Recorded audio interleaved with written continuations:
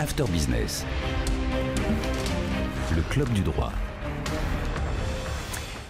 Chaque mardi dans After Business, c'est le club du droit en version hebdo, spécialement axé sur les questions immobilières. Chaque semaine, on vous guide, on vous conseille et tout ça, évidemment, avec nos amis les notaires. Avec nous ce soir, Nathalie Cousigou-Sua. Bonsoir. Bonsoir. Vous êtes notaire à Paris 5e et on commence avec un chiffre, 965 000. C'est le nombre de transactions qu'il y a eu cette année. Parmi elles, des logements qui étaient déjà en location. Alors, comment faire pour vendre un logement qui est déjà loué? Vous allez tout nous expliquer. D'abord, le fait que le logement soit loué empêche-t-il le propriétaire de le vendre? Alors, bien sûr que non. On peut tout à fait vendre un bien loué. Cependant, alors dans certains cas, ce qu'il faut savoir, c'est que le locataire en place, il bénéficie d'un droit de priorité qui s'appelle un droit de préemption. C'est-à-dire qu'il a la possibilité d'acheter avant tout acquéreur le logement qu'il loue. Sinon, s'il ne bénéficie pas de ce droit de préemption, on verra dans quelles circonstances, eh bien dans ces cas-là, le logement est vendu avec le locataire et ça ne change rien pour ce locataire. Alors, quelles sont les règles à respecter pour le propriétaire quand le locataire reste en place? Alors, tout d'abord, ça semble évident. Lorsque le propriétaire va vendre son logement, il doit remettre le contrat de location, bien évidemment. Ensuite, on notifiera, lorsque le notaire fera la vente, on va notifier au locataire la qualité du nouveau propriétaire pour lui dire voilà, vous devez verser les loyers à ce propriétaire. Il y aura des comptes à faire d'ailleurs entre anciens et nouveaux propriétaires. Ce qu'il faut savoir, c'est que, ça c'est pour ceux qui vont acheter un logement loué, c'est qu'il faut s'assurer que le dépôt de garantie leur est restitué à ce moment-là. Parce qu'en fait, quand le locataire va partir et qu'il va s'agir de lui restituer le dépôt de garantie, c'est le propriétaire en place à ce moment-là qui le récupère, redevable du dépôt de garantie, qui doit restituer le dépôt de garantie. Et donc, si le nouveau propriétaire a oublié de le récupérer de l'ancien, c'est perdu, ça sera quand même lui qui devra le restituer. De même, si par exemple, il y avait des cautions qui s'étaient engagées pour garantir le paiement de ce loyer, ces cautions, elles subsistent. C'est-à-dire que le nouveau propriétaire va bénéficier de ces cautions, mais en revanche, il ne peut pas en exiger de nouvelles du locataire. En revanche, s'il y avait une garantie des loyers impayés, là, elle s'arrête puisqu'elle est personnelle au propriétaire qui l'a souscrite. À quel prix vendre? Est-ce que le fait qu'il y ait quelqu'un dans l'appartement, enfin dans le bien, pardon, est-ce que c'est un handicap?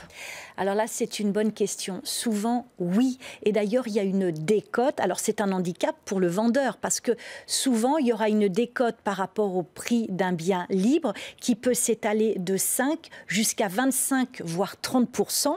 Si, par exemple, c'est un loyer qui est régi par la loi de 48. Ou alors, s'il y a un locataire qui est âgé de plus de 65 ans avec des ressources modestes, parce qu'il sera très difficile, voire quasiment impossible, de lui donner congé. Donc, on peut avoir des diminutions de prix jusqu'à 25%. Mais c'est aussi, ça peut être un avantage pour la personne qui achète, parce que déjà, lorsqu'elle va souscrire un prêt, le banquier va connaître le rendement de ce bien. Et puis surtout, on sait, si c'est un bien qu'on achète pour louer, on connaît en quelque sorte, j'ai envie de vous dire, l'identité du locataire. Bien sûr. Est-ce que le locataire est prioritaire pour racheter le logement ? Vous savez, il y a tout un tas de priorités. Effectivement, il y a tout un tas de cas dans lesquels le locataire est propriétaire pour acheter ce logement. Tout d'abord, déjà, si on donne congé pour vendre, c'est-à-dire que si le propriétaire s'aperçoit qu'il va perdre de l'argent en le vendant loué, il va donner congé à son locataire. Là, il y a des délais.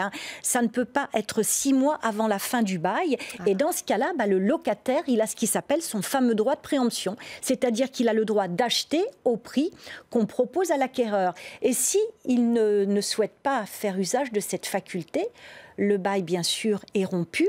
En revanche, s'il ne fait pas usage de cette faculté et qu'ensuite on le vend moins cher que ce qui lui avait été notifié, on doit de nouveau lui renotifier la vente. Donc là, c'est une chose, mais il y a aussi d'autres cas de droit de préemption. Par exemple, quand c'est la première vente d'un bien loué, après que l'immeuble ait été mis en copropriété. Vous savez, quand c'est un bien qu'on met en copropriété, là, le locataire, il a la possibilité d'acheter par préférence. De même, vous savez, toutes les ventes d'immeubles en bloc, quand on vend plus de 5 logements, ou quand on vend plus de 10 logements par une personne morale, lorsque le bailleur est une personne morale, là encore, le locataire, il a un droit de préemption, c'est-à-dire qu'on lui donne la préférence pour qu'il conserve son logement. Stéphanie. Dernière question très rapidement, quand est-ce qu'il faut prévenir le locataire? Là encore, si c'est pour donner congé pour vendre, c'est au moins 6 mois avant la fin de l'expiration du bail. Et on ne peut pas le faire partir s'il ne veut pas acheter avant la fin du bail. Mieux vaut donc anticiper et être vigilant quand on souhaite vendre un bien loué. Merci. Nathalie Couzigou-Sua, notaire à Paris 5e. On se donne rendez-vous la semaine prochaine. N'oubliez pas l'adresse mail pour envoyer vos questions au notaire, le club du droit @bfmbusiness.fr. After Business, le club du droit.